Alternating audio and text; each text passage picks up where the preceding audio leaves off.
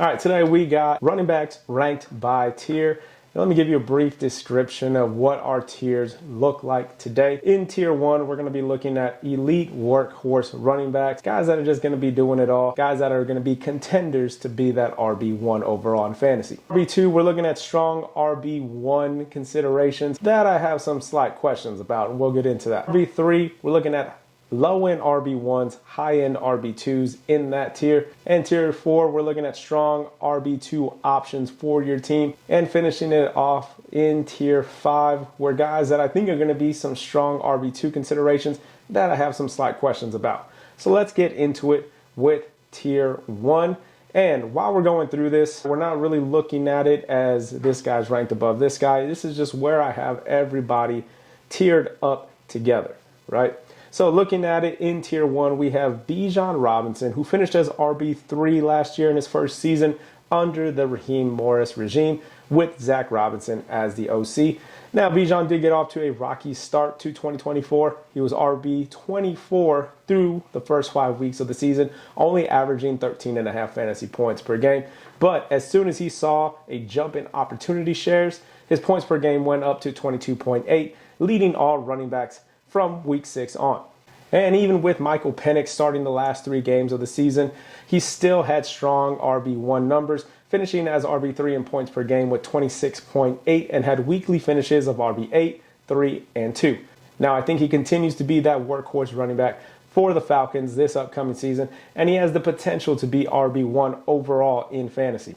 Looking at Saquon Barkley, who had a monster year in Philadelphia, going for over 2,000 yards, finishing as RB2 in points per game, just 7.5 points away from the RB1 overall. But had he not sat out week 18, we all know that he's hitting that mark and he's finishing as RB1.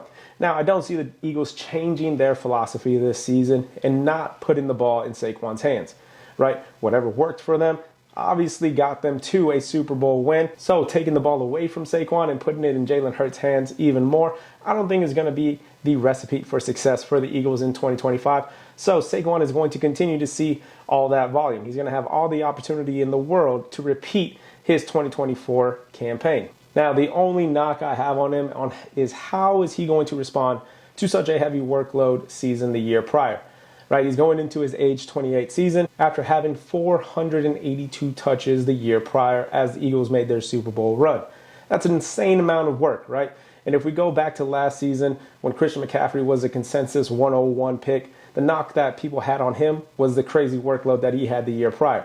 So now looking at it, right, everybody was burned by CMC last year. They took him at the 101 if they took him very early on in their drafts, and then he goes and misses 14 games.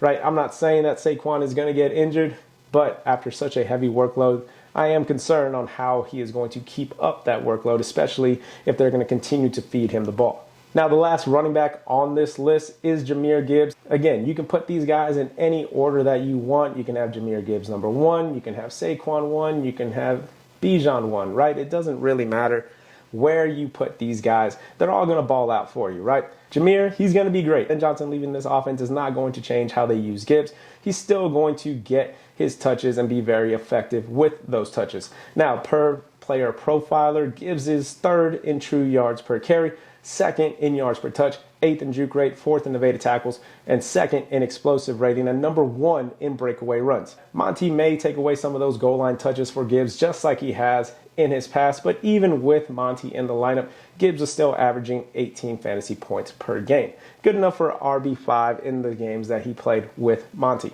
So I'm not worried about Gibbs' workload, right? He's going to be great. You're going to be taking him in the first round of your drafts. Take him, have him as your RB1, let him lead your team to a championship. Now, we're moving on to tier 2, which are guys that are strong RB1 considerations that I have slight questions about. First up in this category, we're going to be talking about Derrick Henry, who has proven that age doesn't matter when we speak about Derrick Henry, right? He rushed for nearly 2,000 yards in his first season with the Ravens, finishing as RB4 overall, 19.8 fantasy points per game. This offense is going to continue to be a run-heavy offense as they were 2nd in total rush attempts behind the Eagles, and they were 1st in total rush yards in the NFL, being the most efficient with 5.7 yards per carry. And they didn't add any threats to this backfield, right? They are going to get Keaton Mitchell fully back healthy after his ACL injury in his rookie season, but he's not going to take significant touches away from Derrick Henry, right? The only knock on him is that he isn't very involved in the receiving game, and in games where the Ravens were trailing, right? There was 7 games where the Ravens were trailing in the second half, and Henry was only given 33 attempts for 131 yards and 1 touchdown in that span. So we do expect the Ravens to be very good. We do expect them to be in a lot of games, but in the games where they start to fall behind, or say if they do not have as good of a season as we're all predicting them to have, then we might run into some trouble with Derrick Henry, as when they get into those 2-minute drills, when they're getting into their hurry-up offense, when they're having to catch up in games, he's not very involved in the game. Next guy up on this tier is Josh Jacobs, who was another guy who changed teams in 2024 and found huge success, finishing as RB6 overall with 17.2 fantasy points per game. He's set to reprise his role in this offense, right? The Packers didn't add anyone special. They still have Emmanuel Wilson, who didn't threaten him last season. They do have Marshawn Lloyd coming back healthy this year, but I see Jacobs continuing to be the feature back in this very high-powered offense, right? Jacobs last season ranked just outside the top 24 in true yards per carry and just inside the top 24 with 5 yards per touch, and was second in evaded tackles, second in created yards. Now, he is tied to a high-powered offense, and when they do get in scoring position inside the red zone, he is going to be the guy that they turn to. Josh Jacobs led all rush attempts inside the 5 and 10-yard line amongst running backs, which is just going to lead to those coveted touchdown points. Next guy up on this tier is going to be Christian McCaffrey, who is a year removed from the RB1 finish in 2023, followed it up by missing 14 games like we talked about earlier due to Achilles tendonitis. And there's no doubt, when Christian McCaffrey is healthy, he is one of the best in the league, right? The main question mark is his injury, right? He's missed 36 games in his career due to injury. But if we look at what he's done, it's hard to pass up the production that he can give your team. He's averaged 22.6 fantasy points per game in his career, never finished outside of the top 12 in PPR formats when playing a full slate of games. Now, this offense is going to be without Deebo Samuel, who is in Washington, and they're going to be without Brandon Ayuk at least to start the year, as he's expected to be on the PUP list. So who is going to be the guy in San Francisco? It's going to be Christian McCaffrey. It's going to be George Kittle. It's going to be Juwan Jennings and Ricky Pearsall, probably in that order. From the few videos we've seen in training camp, right, he looks fine. He looks like he's going to be healthy. He looks like he's going to be ready to go. We'll have to see when it comes to training camp. But he's currently going with an ADP of 13, so grabbing him at the 1-2 turn, either doubling up on running back or getting him as your RB1 to pair along with the top-end wide receiver, I think is going to be a good move. Next in our tier 2 is going to be Devon Achane, finishing as RB5 overall in 2024 with 17.6 fantasy points per game. The big knock I keep hearing on Devon Achane is that he wasn't very efficient without Tua in the lineup, and that can be said for all Dolphins skill players, right? We saw a decline in Jalen Waddle. We saw a decline in Tyreek Hill, pretty much everywhere without Tua in the lineup. But the fact of the matter is that Tua is healthy right now going into the season, and this Dolphins offense should look to get back to its former glory, right? When we look at Achane with Tua, he's averaged 20.9 fantasy points per game versus 6.9 without Tua. And per Graham Barfield over on Fantasy Points data, there are only 2 running backs that have finished as top 5 weekly scorers more than Devon Achane over the last 2 seasons. Those 2 guys being Saquon Barkley and Christian McCaffrey. 2 guys that are league winners in any given season. So to be mentioned in the same category as those 2 guys who have been dominant for fantasy football owners in recent years says a lot about Achane's ability to put up points week in and week out. Now, the last running back on tier 2 is the first running back taken in April's draft, Ashton Jeanty, taken 6th overall to the Las Vegas Raiders, right? He was very dominant in his time at Boise State, rushing for 2,600 yards in his final year, posting a 43.7% college dominator score and 7 yards per carry, both of which were 90th percentile amongst running backs. And now he goes to a Raiders team that is led under Pete Carroll, who loves running the football, right? We look back at his time with the Seattle Seahawks. Carroll's offense were always ranked near the top of the league in run rate and rush attempts. So bringing that offense to Las Vegas with Jeanty only sounds like a recipe for success for the rookie running back. Another note from Snook's fantasy headquarters over on X, there have been 7 running backs that have been taken in the top 10 since 2015. Those guys being Todd Gurley, Ezekiel Elliott, Leonard Fournette, CMC, Saquon Barkley, and Bijan Robinson. All of those running backs finished as RB1s in their first season in the NFL. So You talk about that stat. You talk about how Pete Carroll wants to run the football. You talk about the dynamic player that Ashton Jeanty is. I mean, he's a locked-in RB1 for the 2025 season, in my opinion. Now, moving on to Tier 3, which are guys that I think are going to be low-end RB1s, high-end RB2s. And the first guy being Bucky Irving, right? Finished as RB13 with 14.4 fantasy points per game, and is currently going as RB9 off the board at an ADP of 21 over on Underdog Fantasy, right? So he did all of this while only seeing 49% of the opportunity share for Tampa Bay. Barely seeing 50%, but was very highly efficient with the ball in his hands, as he ranked 6th in true yards per carry, 5th in yards per touch, 3rd in juke rate, was top 6 in evaded tackles and explosive rating and breakaway runs. Now, we would all love to see that opportunity share increase in year 2, because if it happens to stay a true split and these efficiency numbers go down, then it's not going to look good for Bucky Irving. You know what I'm saying? We saw this with the year prior with Devon Achane and Raheem Mostert. Achane was electric his rookie season, but only saw a 40% opportunity share, but his efficiency numbers were sky high, right? He comes back in 2024, and his opportunity share goes up to 60%, and while his efficiency did go down a little bit, he was still able to finish as a top 5 running back with 17 fantasy points per game because there was more opportunity for him to produce. And that's really the only thing that worries me about Bucky, is if for whatever reason the Bucs decide that they want to keep using Rachaad White and want a true 50-50 split in this backfield, and Bucky's efficiency starts to drop, then that's worrisome. But if Bucky can continue to produce efficiency-wise or get that opportunity share go up, which we all expect that he'll do in 2025, then I think he's a lock to finish as RB1. Next guy on this tier list is going to be Chase Brown, who finished as RB10 last season with 15.9 fantasy points per game.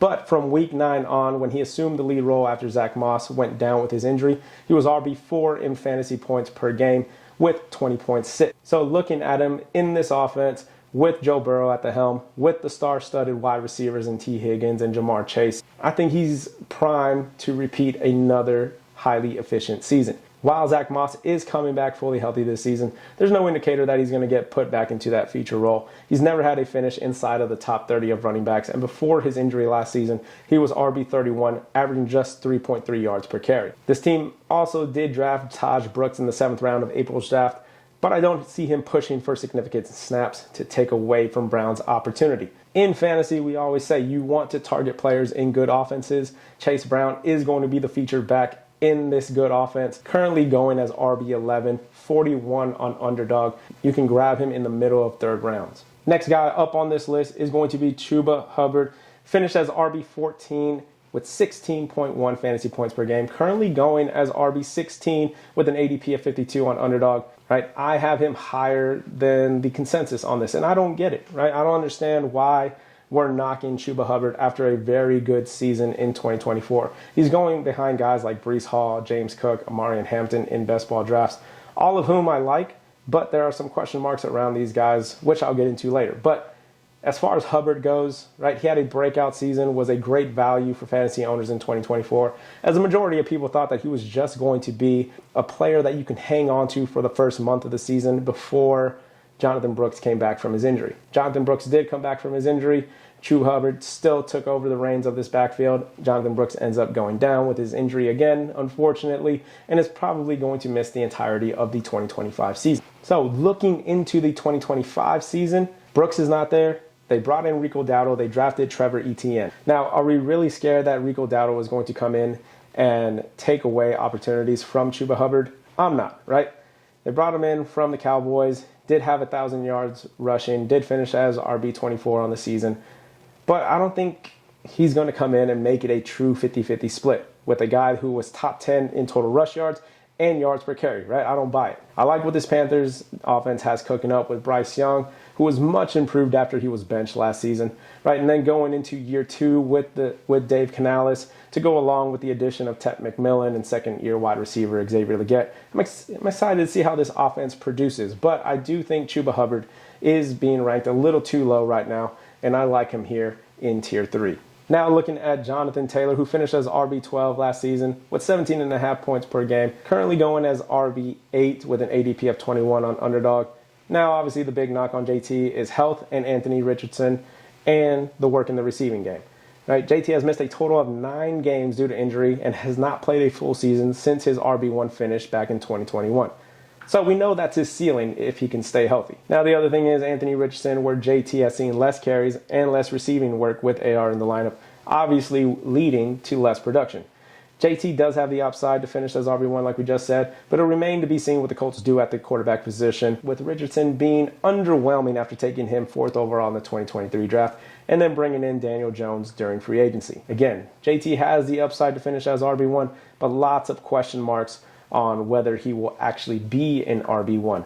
I might actually prefer him to be my RB2. I would feel a lot more safer versus having him as my RB1 to start the year. Moving over to New Orleans, where we have Alvin Kamara, who, yes, is older and not the best efficiency-wise. He's never had a 1,000-yard rushing season, but he continues to see one of the highest volumes amongst running backs in the NFL. Since taking over the lead job in New Orleans, his lowest rank of opportunity share has been 17. And since 2021, he's ranked in the top 10 of running backs in opportunity share and ranked in the top 6 in targets. And there's really nothing on this depth chart that scares me that's going to take away from his opportunity, right? You have Clyde Edwards-Helaire, you have Cam Akers, you have rookie 6th-round draft pick Devin Neal, and 3rd-year player Kendre Miller. Again, all of these guys don't scare me. This offense isn't projected to be great, but they haven't been great in recent years, and Kamara has still produced and still been the focal point in this offense. Yes, he's a year older, he's not being efficient, but he's seen the volume, and that's what we want to look at in fantasy football when it comes to running backs.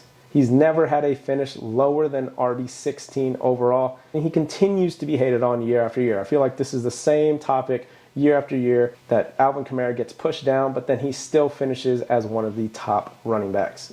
Looking at the last guy in Tier 3 for me is Kyren Williams, who has had back-to-back finishes of RB7, currently ranked as RB12 on Underdog with an ADP of 33.9. And with both of those RB finishes, why is he now ranked 5 spots lower?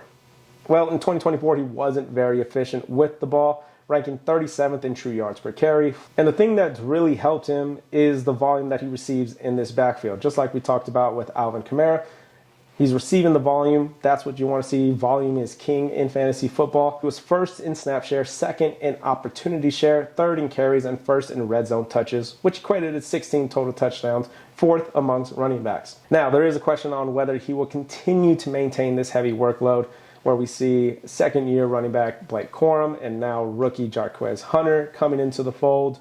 Right, I feel like we had this conversation last year with Blake Corum. Right, Blake Corum's going to come in, he's going to eat into Kyren's snap share, opportunity share, and Kyren Williams is going to finish lower than where he's being drafted. Right, now we're talking about Blake Corum, now we're talking about Jarquez Hunter, 2 guys that I liked coming out of college, right?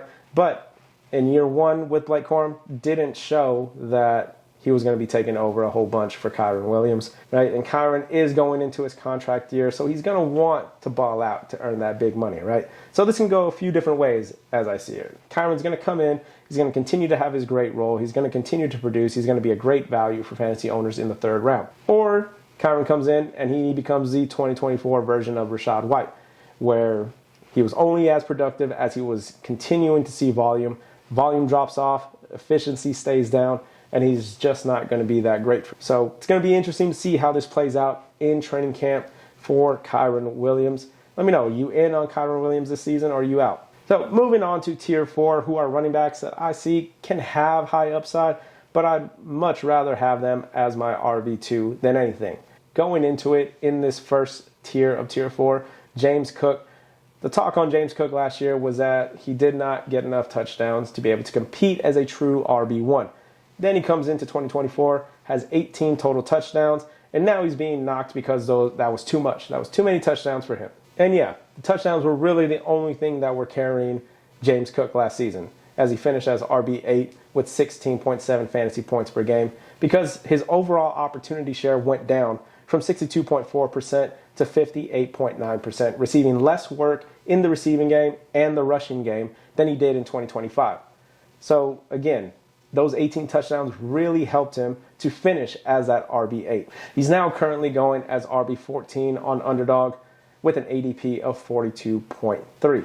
Going into the 2025 season, not only is he in a contract year, he's also threatened to hold out, even though I don't think he has a whole lot of leverage to hold out. Right? He did participate in mandatory OTA, so we'll see if he actually does hold out when training camp comes around. But he's in a backfield with Ray Davis, who was pretty solid as a running back when he got his opportunities for the Bills. But with all of this into consideration, as his opportunity share went down, we're going to see a regression of touchdowns. I'm more likely out on James Conner this season. What do you guys think? Do you think he's a good value at his ADP, or are you out on him? Let me know. Next guy up on this tier list, we have Breece Hall, who was a huge disappointment in 2024 considering where you drafted him in your early to mid rounds of the first round last year. Right, this has resulted him in coming down, ranked as RB13 on Underdog with an ADP of 32.6. And we did hear rumors of the Jets possibly moving on from Breece Hall, but new head coach Aaron Glenn has come out and said that they will not be trading him. And the downside to that is that he also said he thinks the Jets have 3 running backs on this team that they're going to utilize as much as possible. And that it could be a 1-2-3 punch with Breece Hall, with Braylon Allen, and Isaiah Davis, which doesn't bode well for the fantasy outlook of Breece Hall.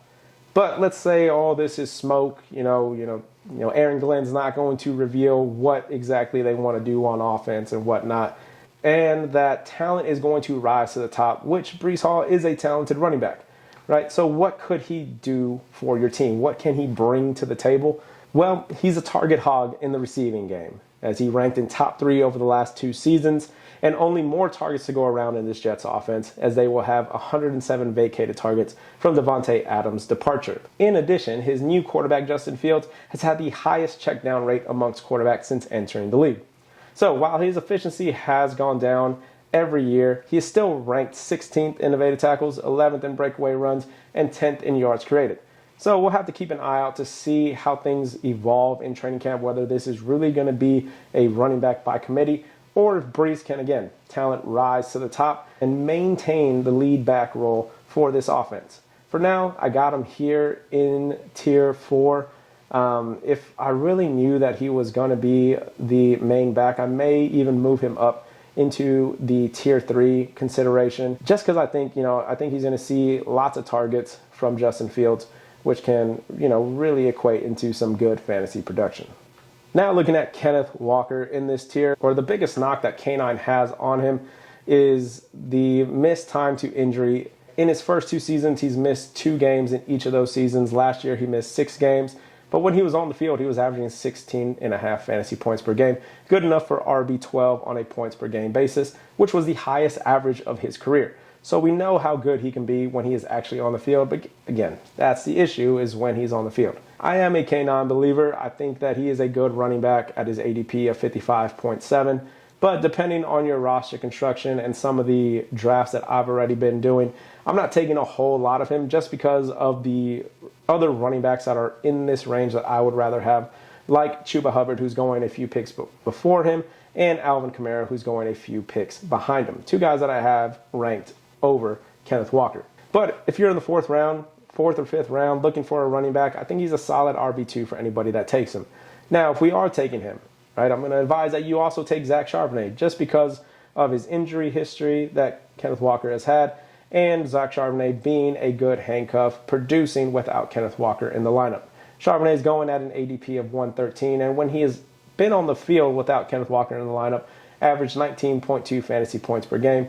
Right, there is always a threat that this backfield does go to a true 50-50 split, both guys being able to produce when they're on the field. It also lessens the chance of Kenneth Walker getting injured, as he is not taking as many hits. But when they were both on the field last season, Walker still had 72.5 opportunity share, which was 11th amongst all running backs.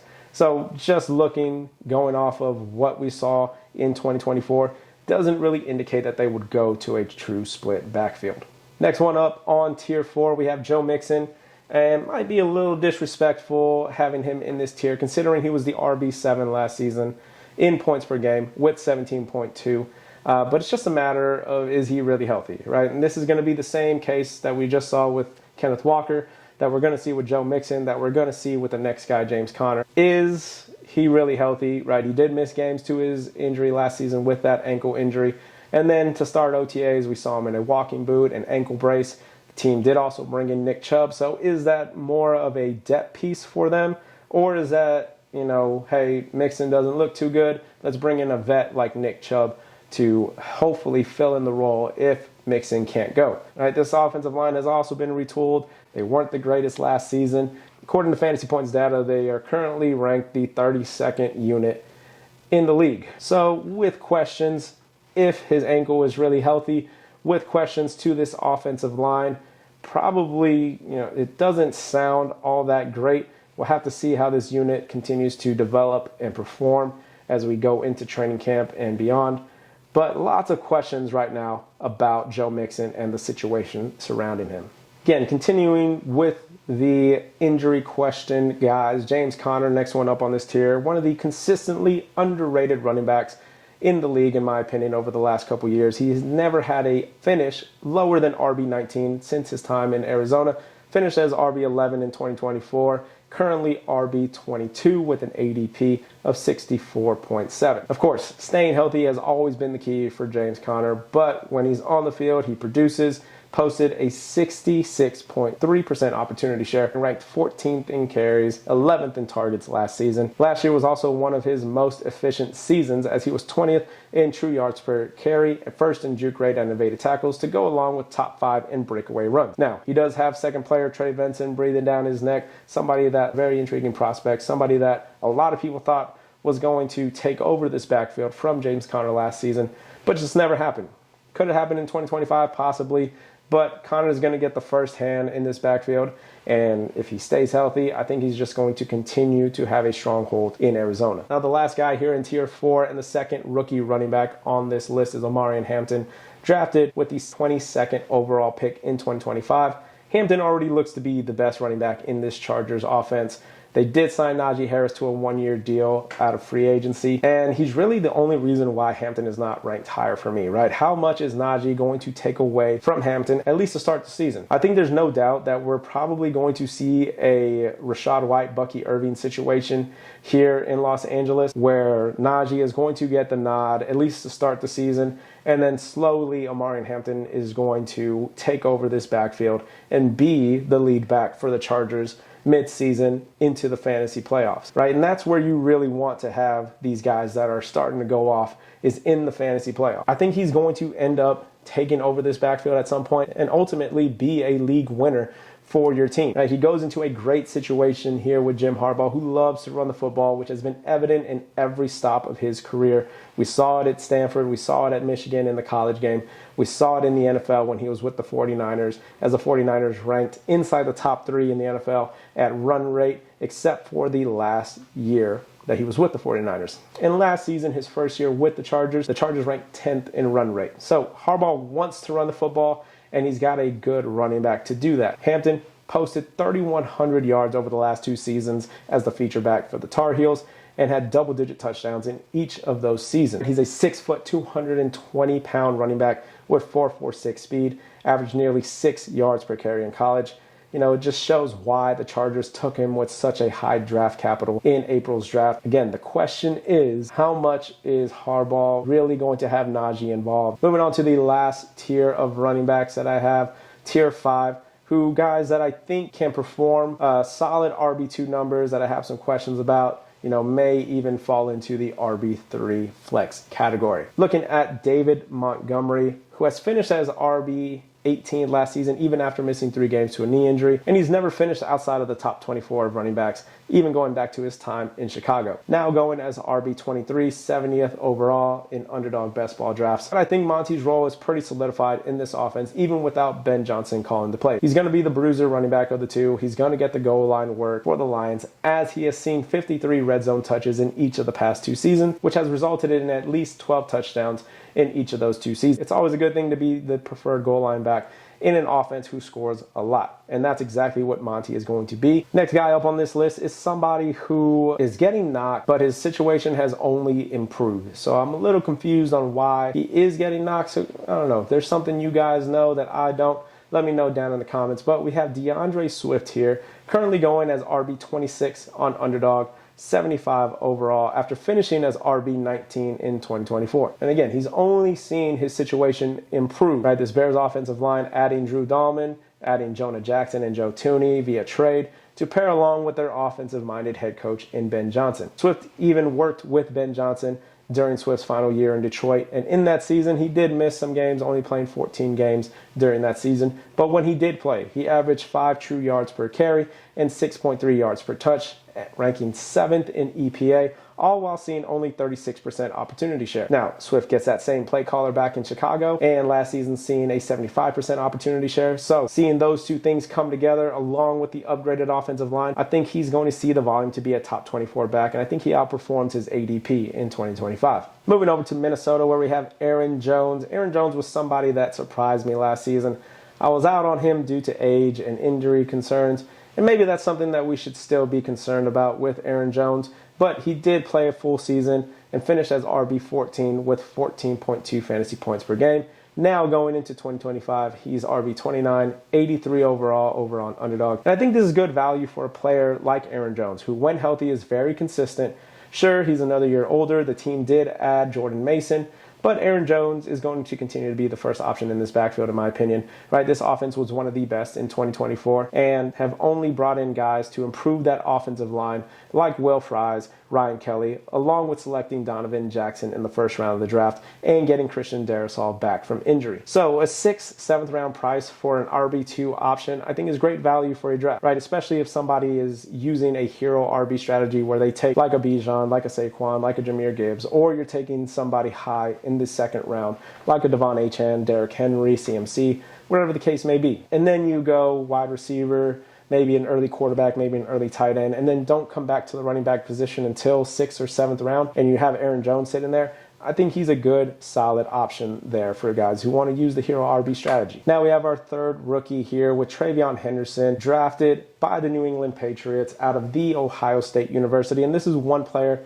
that I'm super excited about to see on the field and see what he can do for this Patriots offense. He's a 5'10", 200-pound running back with 4.43 speed. He's got the home run speed to score from anywhere on the field. He's good in pass protection. He's good at receiving the ball out of the backfield, making him a great 3-down back type of guy. Now, he does have some durability concerns as he did miss time nearly every season of his collegiate career, but I think he's a sure bet to beat out Ramondre Stevenson in this Patriots backfield. Going back to the 2024 season, Stevenson was benched multiple times as he led the league in fumbles and had the worst efficiency in his career. Now, just looking at this New England offense in general, I'm excited to see how they're going to continue to develop in year 2 of the Drake May era. They went out and drafted Will Campbell to hold down that left side for Drake May, along with free agent additions of Morgan Moses and Garrett Bradbury along the offensive line. And not to mention Stephon Diggs, who they're going to have out at wide receiver. Again, this is somebody that I'm really excited about going into the 2025 fantasy season, and I'm drafting Henderson wherever I can. And rounding out this list here, we have 2 veterans in Tony Pollard and Isaiah Pacheco. Pollard seeing 3 straight 1,000-yard seasons and has been a solid running back over that span with 2 RB2 finishes and 1 finish as RB8 overall. And I thought he played well in games where Tennessee was able to stick around. And judging by them having the #1 overall pick in this past year's draft, wasn't a whole lot of games that they were sticking around. They ranked 29th in game script in 2025. Hopefully that can turn around now that they have their franchise quarterback in Cam Ward taking over under center. Now, Tajay Spears is somebody that can eat into Pollard's touches as he was predicted to do in 2024. But started the year out with an ankle injury, which led to Pollard seeing a heavy workload as he was 9th in opportunity shares. But if Pollard can continue to see a good amount of work in this offense, I think he's going to have some value to owners. And then again, rounding it out with Isaiah Pacheco, someone who I was really high on last year and drafted him in a bunch of leagues, and then obviously got burned when he went down with his injury in week 2. At the time of his injury, he was averaging 16 fantasy points per game and was RB16 through those first 2 weeks, seeing a bunch of workload for the Chiefs, ranking 9th in carries and 7th in reception. Now, he did not look good in his return, but these injuries do take time to start feeling 100%. Tony Pollard suffered a similar injury against the 49ers in the playoff game back in January of 2023 and stated that he did not feel 100% until week 9 of the following season. So if that's any indication, we can expect Isaiah Pacheco to come into training camp starting to feel like his old self. Hopefully he can continue to have a stronghold in that backfield. They did bring back Kareem Hunt. They did have Elijah Mitchell come into free. Right, the Chiefs did bring back Kareem Hunt this offseason, along with adding Elijah Mitchell through free agency and drafting Brashard Smith out of SMU. We'll have to see how this plays out during training camp, but if Pacheco can reclaim this backfield, I think he's going to be great value in the mid rounds of your draft. There we have it, 26 running backs ranked by tier. Let me know what you guys think. Who should be higher, who should be lower, who's not on this list that should be on this list. We got quarterback, tight end, and wide receiver videos coming in the coming weeks as we move into fantasy draft season. I'm excited. Training camp is starting up in a couple weeks. We'll start to see a lot more news coming out of training camp on who's winning current battles and whatnot. Very exciting time of the year. If you guys like this video, if you guys want to see more fantasy content, go ahead and hit that like button. Go ahead and hit that subscribe button. All that stuff. Appreciate you guys watching the video. We'll see you next time.